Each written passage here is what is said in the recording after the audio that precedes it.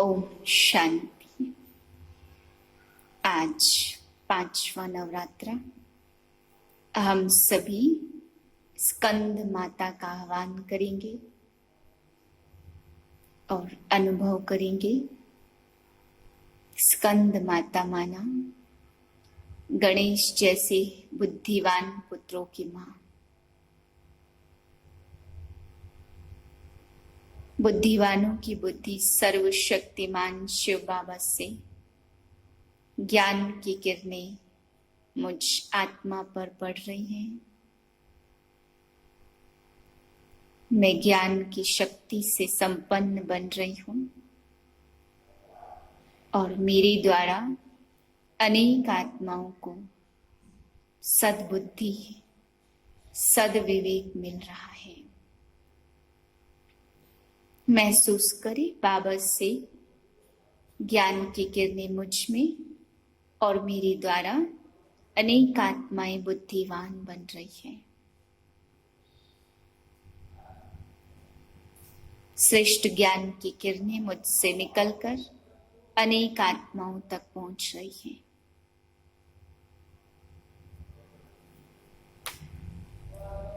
इक्कीस 10-2020 के महावाक्य हैं। आज बाबा ने पूरी मुरली में कहा, बच्चे अपना चार्ट जरूर लिखो, अपनी चेकिंग जरूर करो। अगर अपनी चेकिंग नहीं की तो बहुत घाटा पड़ जाएगा, बहुत पश्चाताप करना पड़ेगा।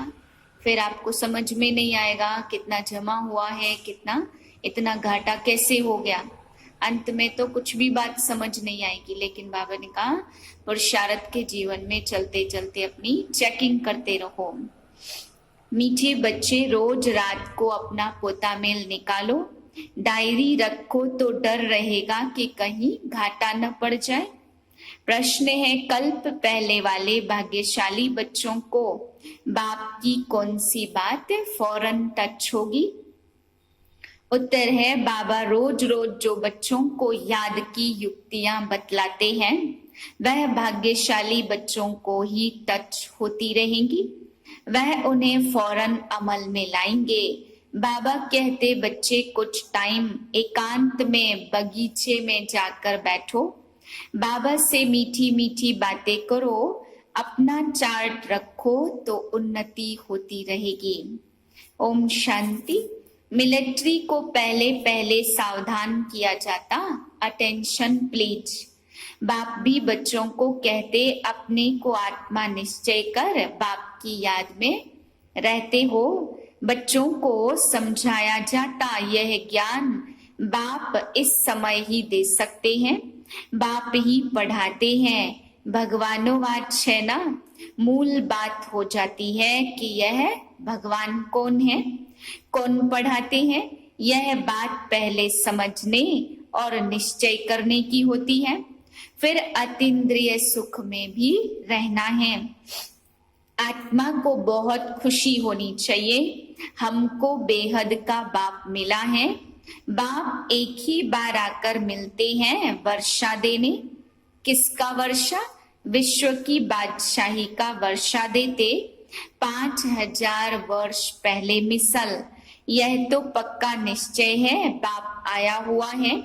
फिर से सहज राजयोग सिखलाना पड़ता है। बच्चे को कोई सिखलाया नहीं जाता, आप ही मुख से मम्मा बाबा निकलता रहेगा, क्योंकि अक्षर तो सुनते हैं ना। यह है रूहानी बाप।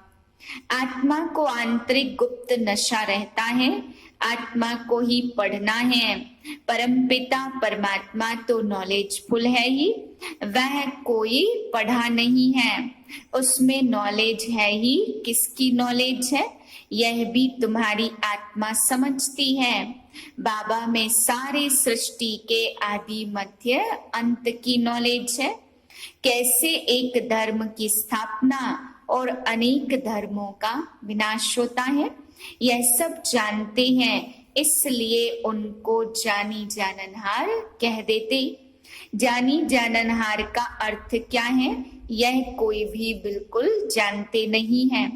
अभी तुम बच्चों को बाप ने समझाया कि यह स्लोगन जरूर लगाओ कि मनुष्य होकर अगर क्रिएटर और रचना के आदि मध्य अंत ड्यूरेशन रिपीटेशन को नहीं जाना तो क्या कहा जाए। यह रिपीटेशन अक्षर भी बहुत जरूरी है।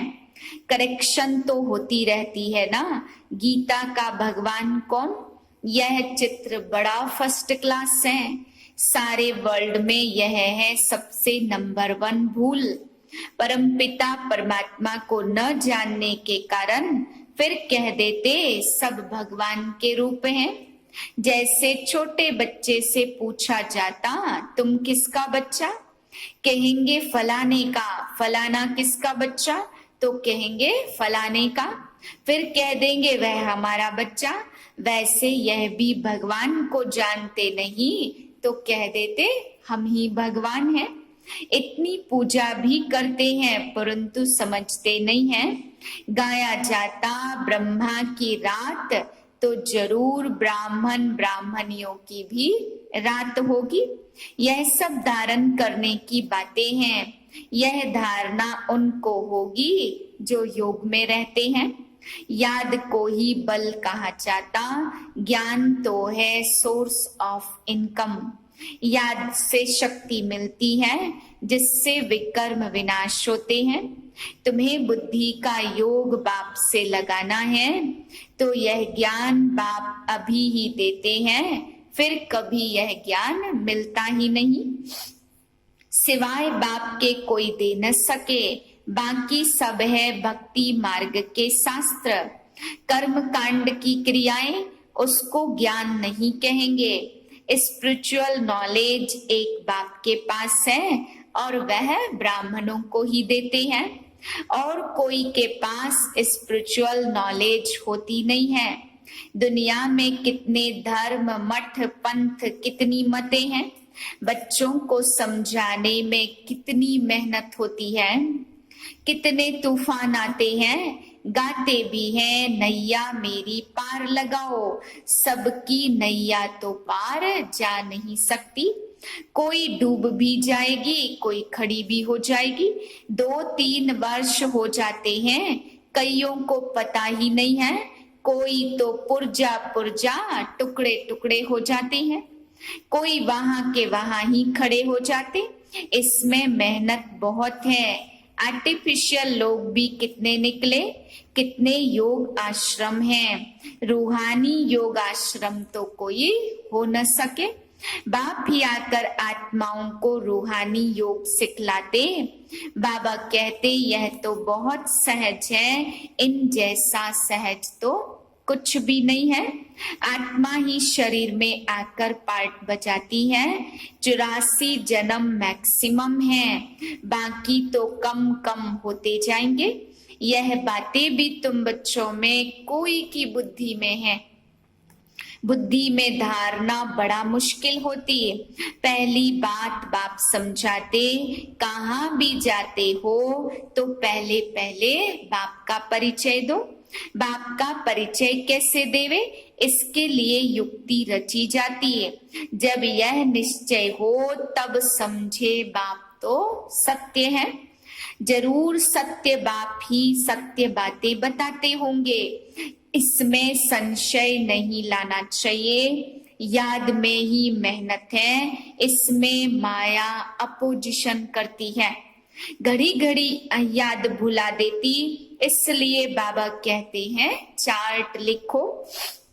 तो बाबा भी देखे कौन कितना याद करते हैं। 1/4% भी चार्ट नहीं रखते। कोई कहते हम तो सारा दिन याद में रहता हूँ। बाबा कहते यह तो बड़ी मुश्किल है।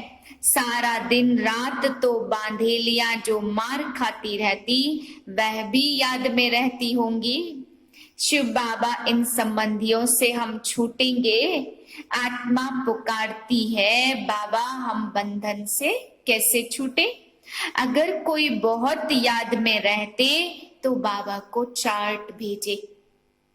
डायरेक्शन मिलते हैं। रोज रात को अपना पोता मेल निकालो। डायरी रखो। डायरी रखने से डर रहेगा कि कहीं हमारा घाटा तो न निकल आए।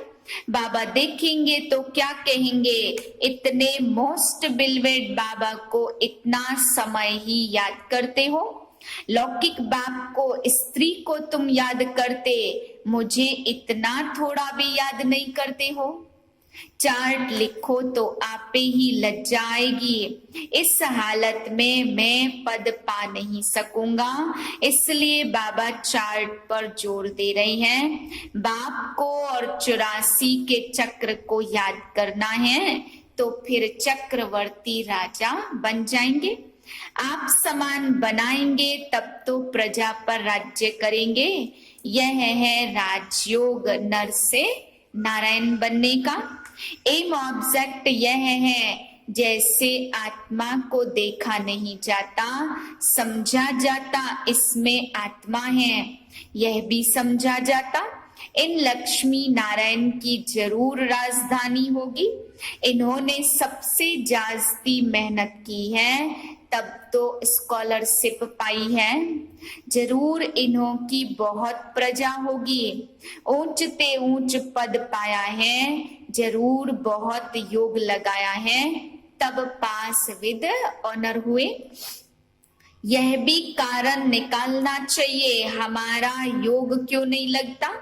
धंधे आदि के झंझट में बहुत बुद्धि चली जाती है, उसमें टाइम निकाल इस तरफ जास्ती ध्यान देना चाहिए।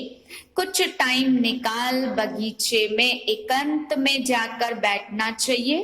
फीमेल तो जा न सके, उनको घर संभालना पुरुषों को सहज है। कल्प पहले वाले जो भाग्यशाली होंगे उनको ही यह टच होगा।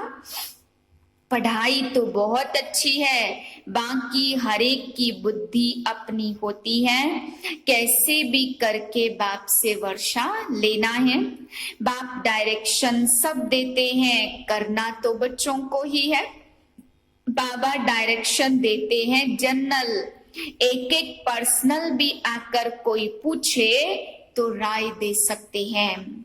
तीर्थों पर, बड़े बड़े पहाड़ों पर जाते तो पंडे लोग सावधान करते रहते, बड़ी मुश्किलात से जाते हैं। तुम बच्चों को तो बाप बहुत सहज युक्ति बताते हैं। बाप को याद करना है और शरीर का भान खत्म करना है।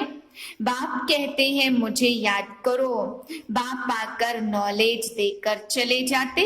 आत्मा जैसा तीखा रॉकेट और कोई हो नहीं सकता। वह लोग मून आदि तरफ जाने में कितना टाइम वेस्ट करते हैं, यह भी ड्रामा में नूद है। यह साइंस का हुनर भी विनाश में मदद करता है। वह है साइंस और तुम्हारी है साइलेंस। अपने को आत्मा समझ बाप को याद करना है, यह है डेड साइलेंस। मैं आत्मा शरीर से अलग हूँ, यह शरीर पुरानी जूती है। सर्प कछुए के मिसाल भी तुम्हारे लिए है। तुम ही कीड़े जैसे मनुष्यों को भू भू कर मनुष्य से देवता बनाती हो। विषय सागर से क्षीर सागर में ले जाना तुम्हारा काम है। सन्यासियों को यह यज्ञ तप आदि कुछ भी करना नहीं है, भक्ति और ज्ञान है ही गृहस्थियों के लिए। उन्हों को तो सतयुग में आना ही नहीं है, वह क्या जाने इन बातों को। यह भी ड्रामा में नूंद है इस निवृत्ति मार्ग वालों की, जिन्होंने पूरे 84 जन्म लिए हैं, वही ड्रामा अनुसार आते रहेंगे। इसमें भी नंबरवार निकलते रहेंगे। माया बड़ी प्रबल है, आंखें बड़ी क्रिमिनल हैं। ज्ञान का तीसरा नेत्र मिलने से आंखें सिविल बनती हैं, फिर आधा कल्प आंखें कभी क्रिमिनल नहीं बनेंगी। यह है बड़ी धोखेबाज। तुम जितना बाप को याद करेंगे उतना कर्मेंद्रियां शीतल होंगी। फिर 21 जन्म कर्मेंद्रियों को चंचलता में आना नहीं है, वहां कर्मेंद्रियों में चंचलता होती नहीं है। सब कर्मेंद्रियां शांत सतोगुणी रहती हैं। देह अभिमान के बाद ही सब शैतानी आती है। बाप तुमको आत्माभिमानी बनाते, आधा कल्प के लिए तुमको वर्षा मिल जाता। जितनी जो मेहनत करते उतना ऊंच पद पाएंगे। मेहनत करनी है आत्माभिमानी बनने की, फिर कर्मेंद्रियां कभी धोखा नहीं देंगी। अंत तक युद्ध चलती रहेगी। जब कर्मातीत अवस्था को पाएंगे तब वह लड़ाई भी शुरू हो जाएगी। दिन प्रतिदिन आवाज होता जाएगा, मौत से डरेंगे। बाप कहते यह ज्ञान सबके लिए है तो सबको परिचय देना है। याद करते तो मुक्ति जीवन मुक्ति के लिए, मोक्ष तो है ही नहीं। अब कलयुग पूरा हो, सतयुग की स्थापना हो रही है। अब बाप कहते माँ में कम याद करो, पहला पहला शब्द ही यह दो। जब तक बाप का निश्चय नहीं होगा तब तक प्रश्न पूछते रहेंगे। फिर कोई बात का उत्तर नहीं मिलेगा तो समझेंगे यह जानते कुछ भी नहीं है और कहते हैं हमको भगवान पढ़ाते हैं। इसलिए पहले पहले तो एक ही बात पर ठहर जाओ। पहले बाप का निश्चय करें कि बरोबर सभी आत्माओं का बाप एक ही है और वह है रचता, तो जरूर संगम पर ही आएंगे। बाप कहते मैं युगे युगे नहीं, कल्प के संगम युगे पर आता हूँ। मैं हूं ही नई सृष्टि का रचता, तो बीच में कैसे आऊंगा? मैं आता ही हूँ पुरानी और नई के बीच में। इनको पुरुषोत्तम संगम युग कहा जाता, तो तुम पुरुषोत्तम भी यहाँ बनते हो। लक्ष्मी नारायण सबसे पुरुषोत्तम है। एम ऑब्जेक्ट कितनी सहज है, सबको बोलो यह स्थापना हो रही है। बाबा ने कहा पुरुषोत्तम अक्षर जरूर डालो, क्योंकि यहाँ तुम कनिष्ठ से पुरुषोत्तम बनते हो। ऐसी ऐसी मुख्य बातें भूलनी नहीं चाहिए। संवत की डेट भी जरूर लिखनी है। यहाँ तुम्हारी पहले से ही राजाई शुरू हो जाती, औरों की राजाई पहले से नहीं होती। वह तो धर्म स्थापक आए तब उनके पीछे उनके धर्म की वृद्धि हो। करोड़ों बने तब राजाई चले। तुम्हारी तो शुरू से सतयुग में राजाई होगी। यह किसको भी बुद्धि में नहीं आता कि सतयुग में इतनी राजाई कहां से आई। कलयुग अंत में इतने ढेर धर्म हैं, फिर सतयुग में एक धर्म एक राज्य कैसे हुआ। कितने हीरे जवाहरातों के महल हैं। भारत ऐसा था जिसको पैराडाइज कहते थे। 5000 वर्ष की बात है, लाखों वर्ष का हिसाब कहां से आया। मनुष्य कितने मुझे हुए हैं, अब उनको कौन समझाए। वे समझते थोड़े ही हैं कि हम आसुरी राज्य में हैं। इनकी महिमा तो सर्वगुण संपन्न है, इसमें 5 विकार नहीं है, क्योंकि देह अभिमानी है। तो बाप कहते मुख्य बात है याद की। 84 जन्म लेते लेते तुम पतित बने हो, अब पवित्र बनना है। यह ड्रामा का चक्र है। अच्छा, मीठे मीठे से लधे बच्चों प्रति माता पिता बाप दादा का याद प्यार, गुड मॉर्निंग। हम रूहानी बच्चों की रूहानी बाप को नमस्ते। धारणा के लिए है पहले पॉइंट, ज्ञान के तीसरे नेत्र को धारण कर अपनी धोखेबाज आंखों को सिविल बनाना है। याद से ही कर्मेंद्रिया शीतल सतोगुणी बनेगी, इसलिए यही मेहनत करनी है। दूसरी पॉइंट है धंधे आदि से टाइम निकाल एकांत में जाकर याद में बैठना है। कारण देखना है कि हमारा योग क्यों नहीं लगता। अपना चार्ट जरूर रखना है। वरदान है निर्णय शक्ति और कंट्रोलिंग पावर द्वारा सदा सफलता मूर्त भाव। किसी भी लौकिक या अलौकिक कार्य में सफलता प्राप्त करने के लिए विशेष कंट्रोलिंग पावर और जजमेंट पावर की आवश्यकता होती है, क्योंकि जब कोई भी आत्मा आपके संपर्क में आती है तो पहले जज करना होता कि इसे किस चीज की जरूरत है। नब्ज द्वारा परख कर उसकी चाहना प्रमाण उसे तृप्त करना और स्वयं की कंट्रोलिंग पावर से दूसरे पर अपनी अचल स्थिति का प्रभाव डालना, यही दोनों शक्तियां सेवा के क्षेत्र में सफलता मूर्त बना देती हैं। स्लोगन है, सर्वशक्तिमान बाप को साथी बना लो तो माया पेपर टाइगर बन जाएगी। ओम शांति।